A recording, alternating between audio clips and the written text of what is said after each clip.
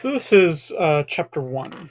Um, Much of this, as this slide kind of identifies here, that basically we're just going to review things that would have been covered in principles of micro econ 130. Now, I'm not assuming really anything here. I'm not assuming that you took it only a short while ago. I'm not assuming that you remember everything from when you took it. Kind of not going to reteach the material, but we're going to kind of give some of the key points here, just so that we're all kind of on the same page. If you identify through this review that you've got a couple points where you need to um, do a bit more work reviewing things, um, well, you can do one of two things. You can either um, reach out to me and ask for the material that I would have done if I had taught you Econ 130 and you could use that to review things. Or, um, you can ask me for kind of an electronic copy of a Principles of Micro book just to review things. But hopefully, it doesn't require much more than those two things. Um, okay, so let's start. You know, and my apologies, I'm not assuming that individuals, that this is going to be the focus of this course is teaching very simple things here. So just humor me as I kind of go slowly through this.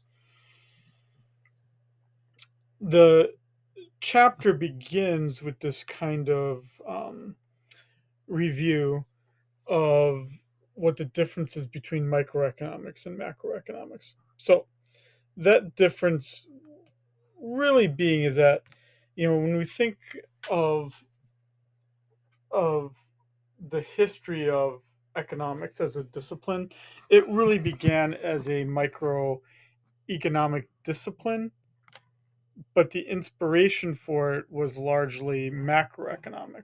So what do I mean by that?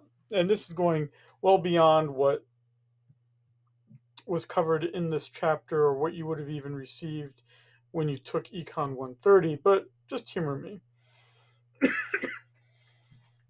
When we think of what um, the kind of classic economics textbook or writing is, um, it was in 1776 when Adam Smith wrote The Wealth of Nations. By that title alone, you get the sense that the inspiration for economics, at least according to Adam Smith, who's largely considered the one of the founders of economics, at least modern economics. Born, by the way, on June 5th, my birthday.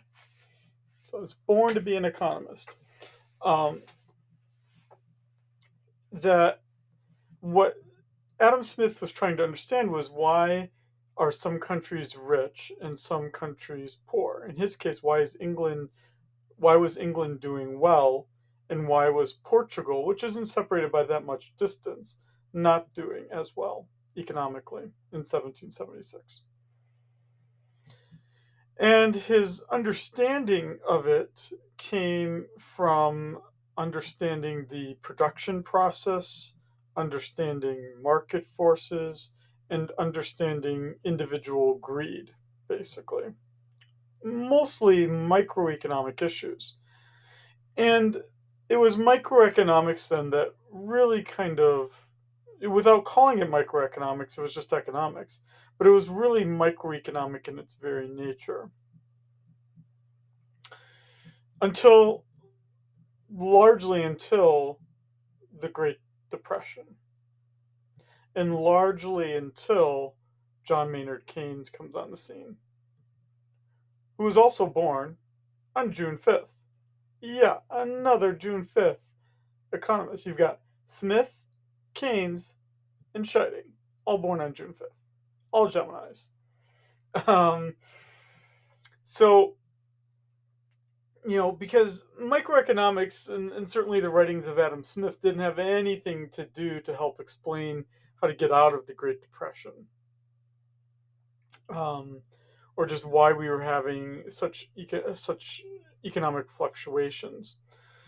And it took Keynes, which when you take Econ 300 or when you take Econ 131, um, where you get macroeconomics, where you actually then look at economic growth issues, monetary policy, fiscal policy. It's the two together, microeconomics and macroeconomics, where we then have a more complete understanding of the world through an economic lens, where microeconomics deals with individual consumers, individual firms making optimal decisions, thus the focus of this course, as opposed to macroeconomics, where we're looking at the totality of the economy and whether it's growing or shrinking, looking at employment, unemployment, and looking at the prices of products in general. And that's what you get as our understanding here. And I'm not going to, obviously, you can read. I don't need to read to you. You can pause the video at this point if you want to write down these definitions. Um, but it's basically what I just said. So, when we think of what those individual units, what their decision basis is that for the consumer, it's deciding which products to purchase and whether to purchase things now or in the future. So it's a trade off in terms of time period, and it's a trade off in terms of types of goods. And we make decisions, right? We make decisions of whether to buy a new car or a used car, how big of a car to buy, whether we're going to save for retirement, whether we're going to buy a house, whether we're going to rent, whether we'll send our kids to private school. All of these are things that we as consumers presumably engage in some internal calculation in our head of whether we're going to do these things. And the economists would argue, even if we don't know what we're doing, it's kind of innate, it's kind of natural the way that we do things. That's our role as a consumer. We're also obviously workers. We have to earn money, and we face then choices between how much we're going to work, even in terms of things like our career profession. And then the firm has decisions as well, and the firms largely make decisions in terms of um, there being only two inputs to what they're trying to produce. They use labor, meaning workers, and they use capital, machines, buildings. Um, and to produce any product requires both of those things. So then for them, it becomes an issue of how much do they produce and how do they use the resources to produce those things.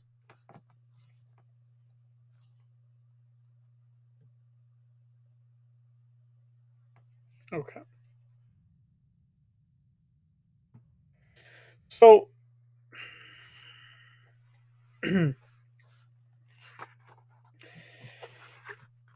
I I can't say enough about. I didn't obviously write these slides. These slides are written by others, but I can't say enough about why I'm an economist beyond this slide. Um, and my apologies if I sound too I don't know, if I sound too if I'm too revealing, I guess, in what I'm going to say on this slide. My apologies, but it helps you understand me better as the professor, but it also helps you understand me better as an economist.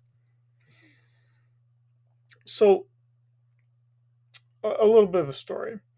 You know, a lot, my colleagues in other disciplines, they like to get um, very involved and they're very passionate um, about certain policies and public policies and get excited about politics itself.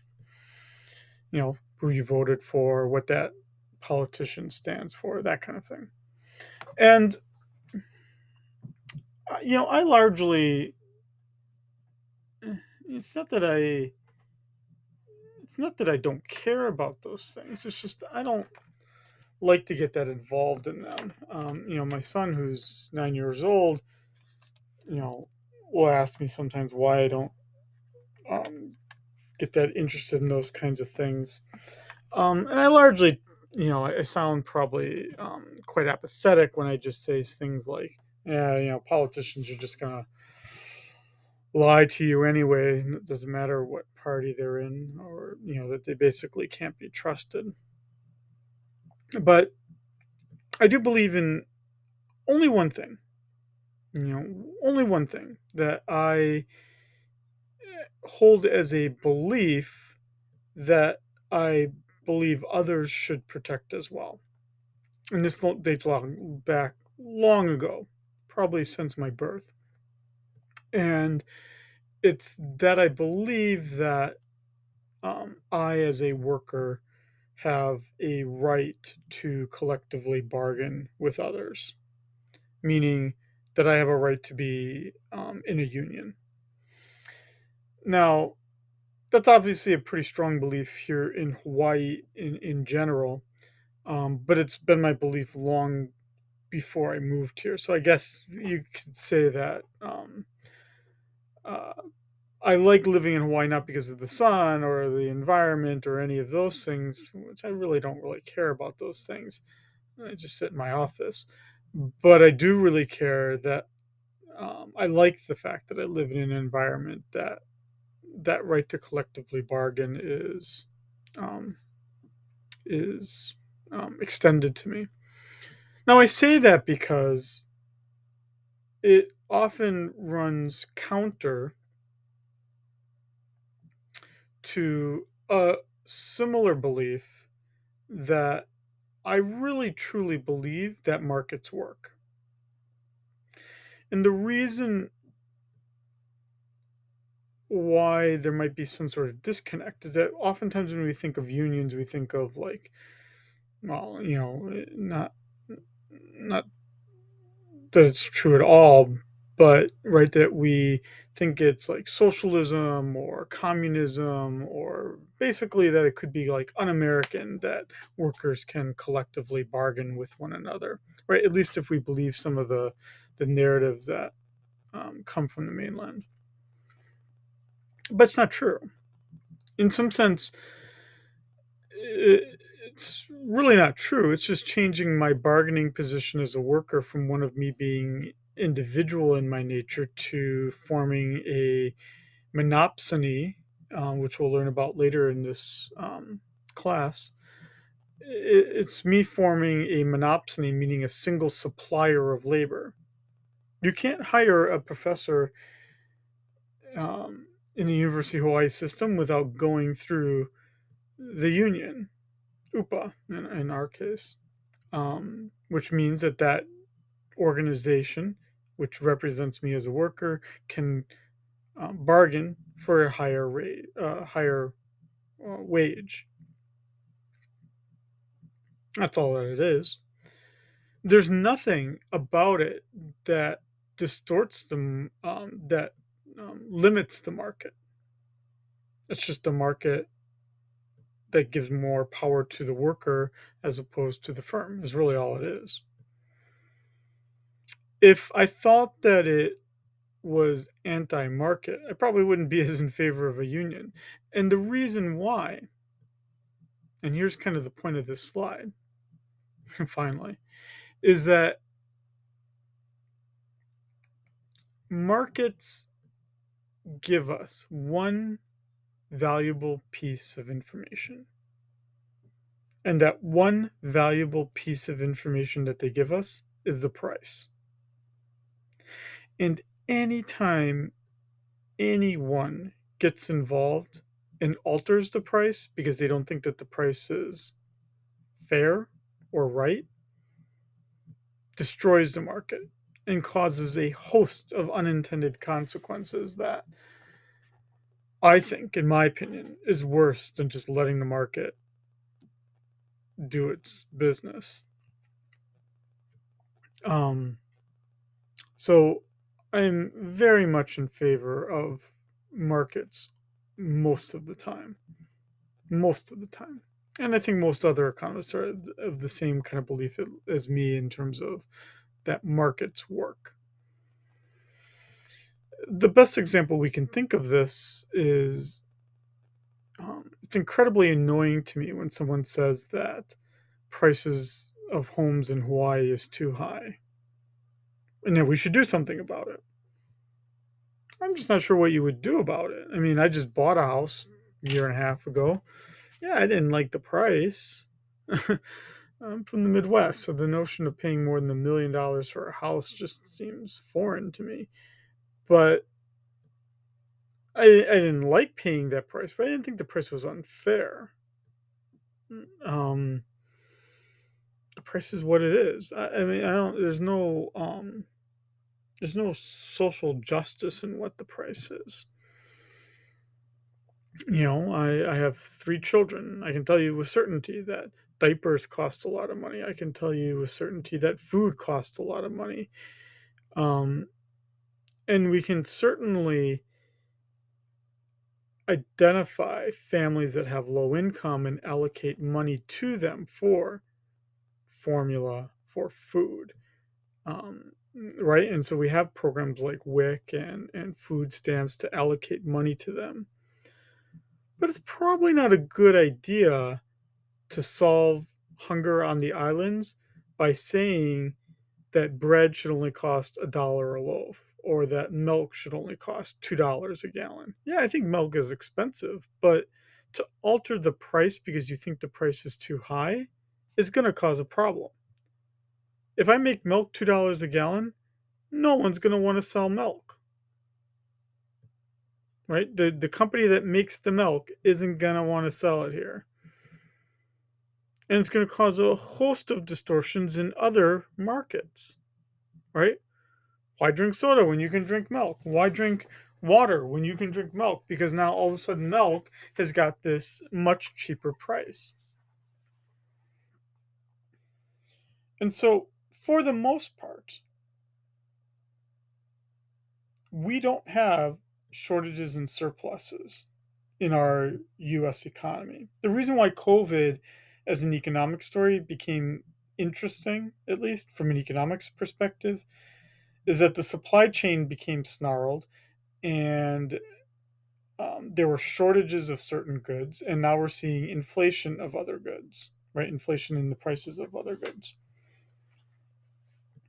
I don't like inflation, but that inflation was caused, in my opinion, by a bad macroeconomic policy. Um, it would be bad to get involved and say, I think prices are too high for whatever product, name the product. And I think that we should make it a law that the price shouldn't go higher than this or lower than this, depending on what product we're talking about, because it's going to cause shortages and surpluses. Finally, getting to the second point here, it's very, very difficult to determine what prices should be arbitrarily. Markets work, as the third bullet point highlights here. It's that buyers and sellers basically use the marketplace setting to bid up or down the price until the market reaches equilibrium. If we wanted to look at this here, no, sorry, we can't look at it. I'm using this as a slide. Sorry, I was going to draw here. For the remaining videos, I'll get out of. I won't use Adobe. I'll use Google Slides. Sorry about that.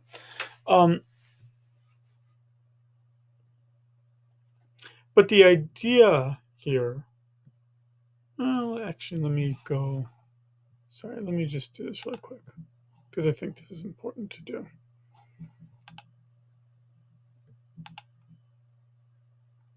Let me draw this out.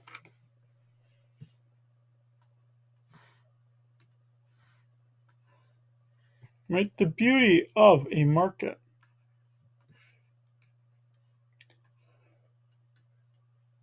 How do we find that price? What I'm arguing to you is that no one individually is smart enough to know what that price should be without letting the market do its work. More likely than not, if the government gets involved and says, we want the price to be way up here. The problem with that, where do we see that? Where does the government say that the price should be here? That'd be like something like the minimum wage. I'm going to sound like a big bad capitalist by saying we shouldn't have a minimum wage, but the problem with a minimum wage is, the debate in Hawaii was let's make the minimum wage $15 an hour in Hawaii. My problem with that is how the fuck did you come up with 15? Like, where is that number coming from? Why is it $10.10 now? The only reason I can think of why it's $10.10 is it's pretty darn easy to remember and it's a pretty convenient number, but it doesn't have any resemblance of reality of what the labor market looks like in Hawaii. And right now, no one's even paying 10.10 an hour. Everyone's paying more than 10.10 an hour. So why make it 15? Just to make yourself look good and say I'm forward a working person and I raised everyone's wage by making it 15. Dude, the problem is that in this case, you've got a lot of workers who are willing to supply their labor. That's Q subscript S. And you've got employers saying, dude, I don't have the 15 an hour quantity demanded, resulting in this surplus of labor. More workers willing to work at that wage than they're needed. So, what does that cause? Causes unemployment, a surplus of workers, caused by the fact that we, within the government, altered the price to something more. Makes you look good, but it's really not a smart policy. The alternative to that,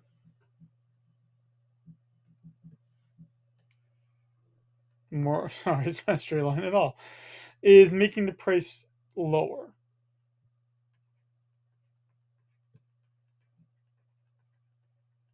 Where do we see that? Affordable housing. And again, you're going to say, wow, Shane, you're just really not in favor of anything. You are such a cold hearted person. But the problem with affordable housing would be, yeah, I want housing to be cheaper, and there's a lot of individuals who need affordable housing. But the wrong way to get involved is to set the price lower. Um, this would be the equivalent, when we try to think how does this particular form manifest itself? It's not like Section 8 housing. It's not like where we have the public housing, where the state actually runs the housing. Um, it's more of the uh, vouchers, where from Section 8, from the state, you can be deemed as being poor and deserving of a voucher for housing that you then give to a private landlord who then has to accept that voucher as payment in full for the rent. But let's say that the place costs $2,000 a month. And by accepting the voucher, let's say, is only worth $1,200. Yes, you got to live there. But pretty darn soon, that landlord is going to be unhappy about renting out that apartment for $1,200. Meaning, everyone's going to want to have really cheap housing. So now in this case, we've got quantity demand way out here. But the landlord isn't going to want to be selling it at that really unaffordable thing. So now we have an even greater shortage. To make housing affordable, we've now reduced the stock of housing, meaning how much housing we have available to rent, just causing a different problem. Um, and so we just have to be smarter about it. I guess that's really the best way to say it. We just have to be smarter about it, and we shouldn't intervene. And this kind of highlights what I'm talking about here in this slide here, and is a theme of microeconomics, which goes back to the slide that we're talking about originally. But it's that we can recognize that there's a problem, that there are workers who can't pay all their bills, meaning they don't have a living wage basically, or that housing is incredibly expensive and that some individuals might be forced to live in their car or on the street if they can't afford housing. But the solution is not to force the price to be something different. That is not a solution to the problem. As you can see on this graph here, it just causes a different problem. The best example we have of actually trying to fix the problem in a way other than just the price, and this is not me trying to be political here, but think about how I've been talking about all this so far, is think about what the Affordable Care Act does, or what's more commonly known as Obamacare.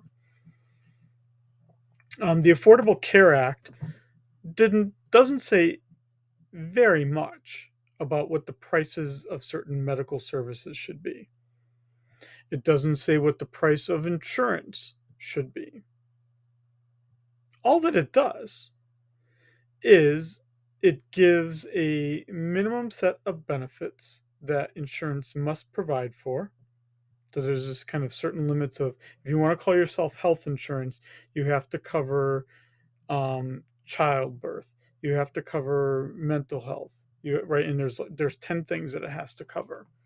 So it has to cover all 10 of those things to be called insurance. And then basically what the government says is, okay, if you want to buy a policy, you go to marketplace.gov.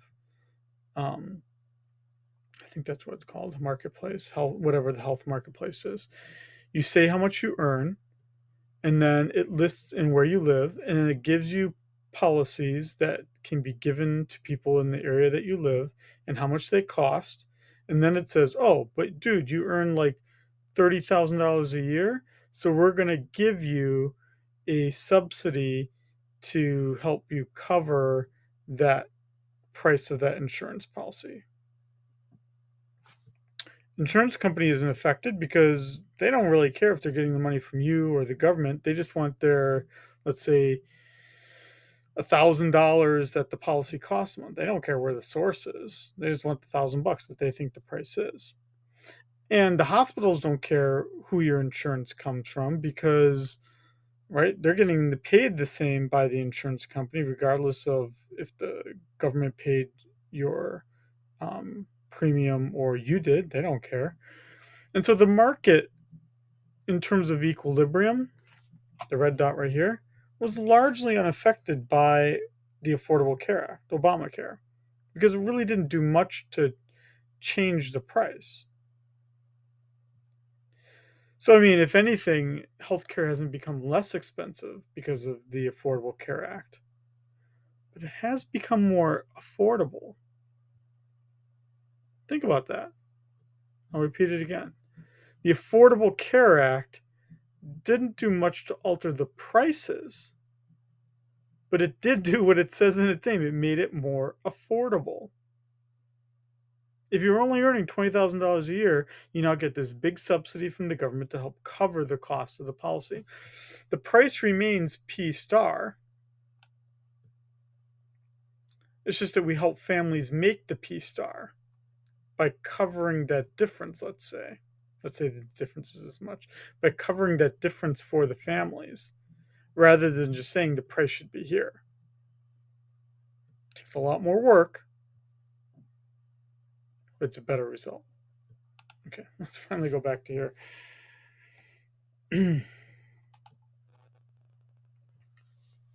Okay, so economists rely on models. Models are basically our abstraction of reality. So throughout this class, especially this course, especially, I will sound like I have no semblance of what the real world looks like. I do. I have strong opinions about how the world exists, but one, you're not taking this class to find out how Shining thinks about the world, although you might think differently based on how this slide, on how these slides have existed so far. That now would say you know too much about me, but um, also that um, it, we're going to be doing a lot of modeling of mathematical modeling of how things exist, and um, it really can only be done with maths, and we really only can do it with abstractions from reality. And the best that we can do is try to give some anecdotes that talk about how maybe reality is using that model that we're talking about.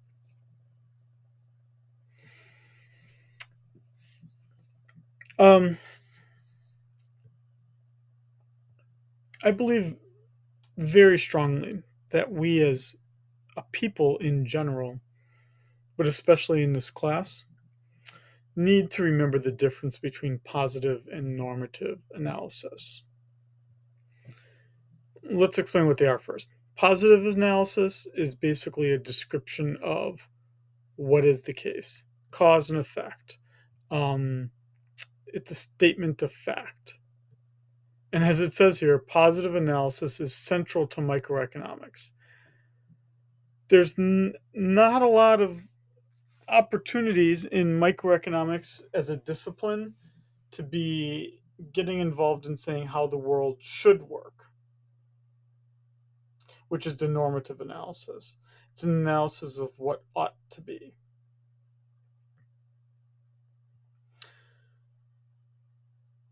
Um, it's the jump from saying the average house price in Hawaii on an island of Oahu is like $988,000, let's say, versus saying, and that would be positive analysis because it's a statement of fact. An average would just be a summation of all of the prices of households divided by the number of observations, right? Averages. As opposed to a normative analysis where you're saying what ought to be. It's the jump when you say house prices are too high in Hawaii. You know, that's your opinion. Um, and I'm not, and you would say, well, who would disagree with that? I don't know. I think I would. I actually don't. Again, I sound like the weirdest person in the world, and I am aware of that. But think of it this way: we live on an island. There's only so much on the island. There's only so much land that can be used for housing. And so, if we think of that scarcity and how many people live on this rock, that the housing prices should be high only because the land is expensive. And that the price justifies that. Um, that we can talk about individual things, right? That real estate agents maybe shouldn't get paid their super high commission because they control the MLS or those kinds of debates. But that it's not the contributor to the price of housing isn't the real estate commission. It doesn't help, but it doesn't it's not the huge cause of it. And when you think of other things in Hawaii, property taxes are incredibly low compared to what they are on the mainland. So, you know, purchasing the house is one thing, but maintaining that house in the form of property taxes is quite another thing. In the state of New Jersey, a similarly valued house has property taxes that are like triple what they are here. So, go figure. Um, you're not taking this class. You shouldn't be taking this class to learn what Scheiding thinks about the way that the world should work. You're not taking this class for my normative analysis. I mean, what? I don't know. I mean, we all have our biases. We do. We all have our biases. As I've said to you, my bias is, as I said, is I thoroughly, fundamentally believe that I have a right to collectively bargain with my fellow workers. So it's just there's nothing that's going to shake me from that belief. I'm also Catholic, so there's not much you're going to shake my belief in terms of thing. When it comes to social issues, you know, yeah, I'm pretty thoroughly Catholic, so there's you let your mind wander of what that means about how I think of the world. I don't believe that I'm just not bossy enough to make you believe what I believe, and my belief about how I think of the world isn't affected by whether you agree with me. It's just how I see the world, and so you shouldn't see a lot of normative analysis in this class. I'll try to keep things to positive analysis. Okay, so when we then think of the market, and hopefully, again, much of this, I'm hoping you've heard at least some of these things when you took Econ 130. Um, Basically, that a market then is the nature of a market is those interactions between the buyers and the sellers. Um, a market, once it exists, we can think of then how that market works, exists, and how many buyers and sellers there are, thus changing the competitive conditions. Again, the critique that individuals would make about a union is that you reduce the competition among workers, and by collectivizing them so that you basically have a single labor source that you can then extract more from your employer by virtue of the fact that you're the only supplier. Just as a monopoly, as opposed to a monopsony, just as a monopoly can charge higher prices because they're the only seller of the product. So by changing the competitive conditions, you can change the price. As it becomes more competitive, the price is lowered. Or in the case of workers, right? If they're not unionized, then you have workers competing with one another and their wages are driven downwards. When you turn the individual workers into a monopsony, you then reduce the competition, and thus increase their wages. For a producer, you can produce a generic version of a prescription drug, and then everyone can produce it, right? Because there's no intellectual property surrounding it, as opposed to selling a patent protected pharmaceutical drug where you are the only seller of that product for a certain number of years, and thus you can charge a higher price.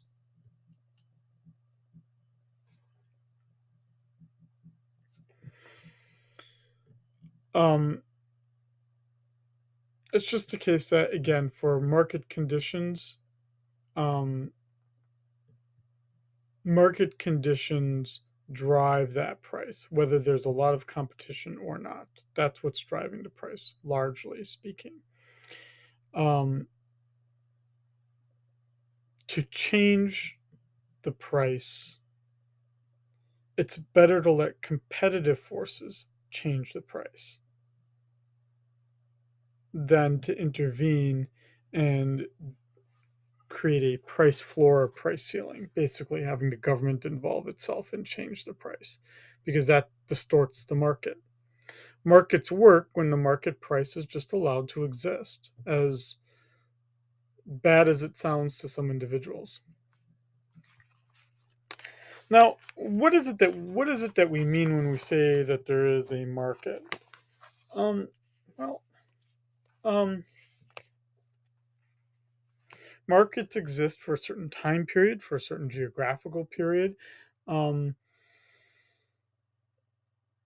you would have to describe a product in terms of when is it being delivered to you, um, in what condition it's being delivered to you, where is it being delivered to you.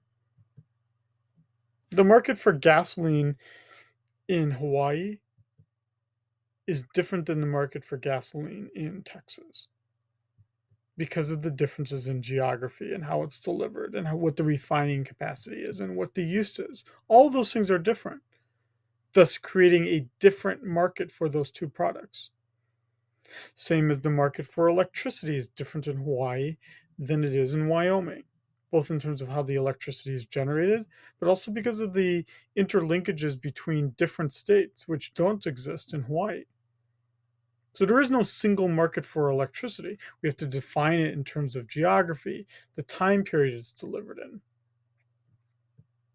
Because even within, let's say, the market for electricity in Hawaii, it's not just saying electricity in Hawaii and that's the definition of the market. You need to do it for time periods as well.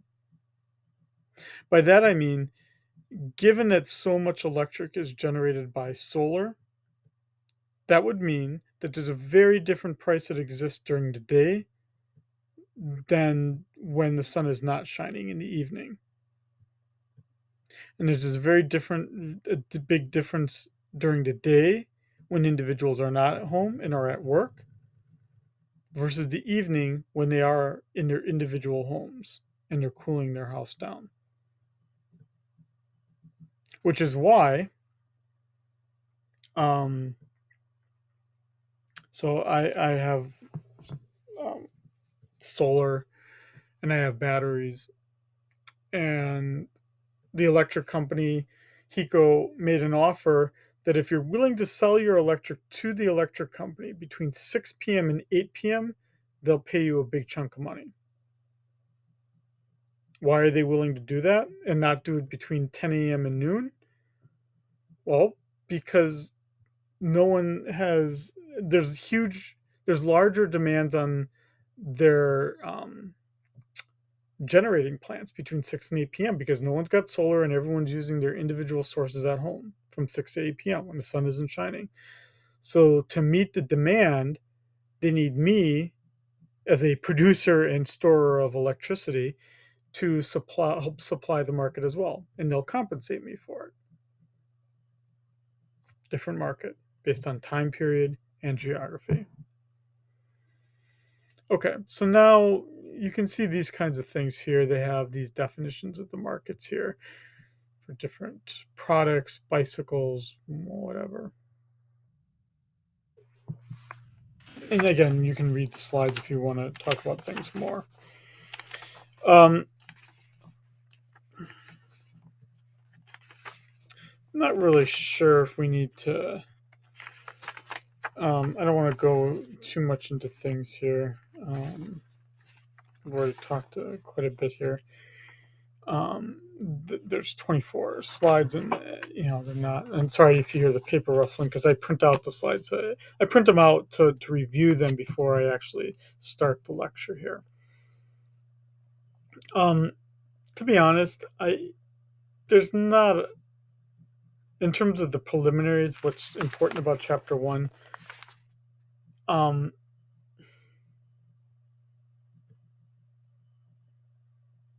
there's really not a lot else to say. I mean, here we've got a discussion of prices, which we've already kind of talked about, and just that there's a difference.